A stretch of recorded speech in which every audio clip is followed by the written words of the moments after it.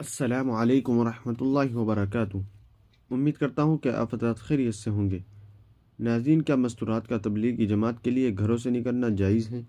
تو چلیے اس کی جانکاری کے لیے میں آپ حضرات کے سامنے جامعہ علوم اسلامیہ کا فتویٰ پیش کر رہا ہوں۔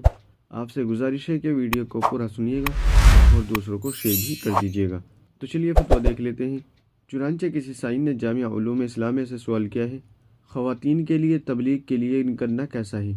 تو چلیے دیکھتے ہیں جامعہ علوم اسلامیہ نے اس کا کیا جواب دیا ہے۔ بسم اللہ الرحمن الرحیم۔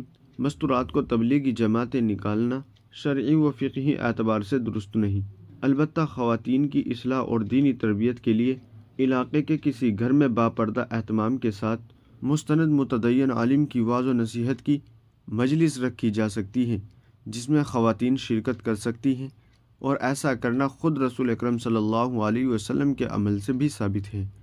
قرآن کریم میں عورتوں کو بلا ضرورت شدیدہ گھر سے باہر نکلنے سے منع کیا گیا ہے۔ یہی وجہ ہے کہ عورت کے لیے نبی کریم صلی اللہ علیہ وسلم نے گھر میں نماز پڑھنا مسجد میں نماز پڑھنے سے بہتر قرار دیا۔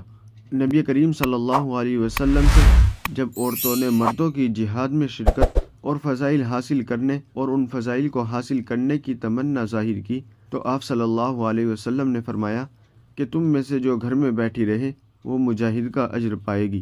فقط واللہ عالم۔ دارالفتہ جامعہ علوم اسلامیہ، علامہ محمد یوسف بن نوری، ٹاؤن۔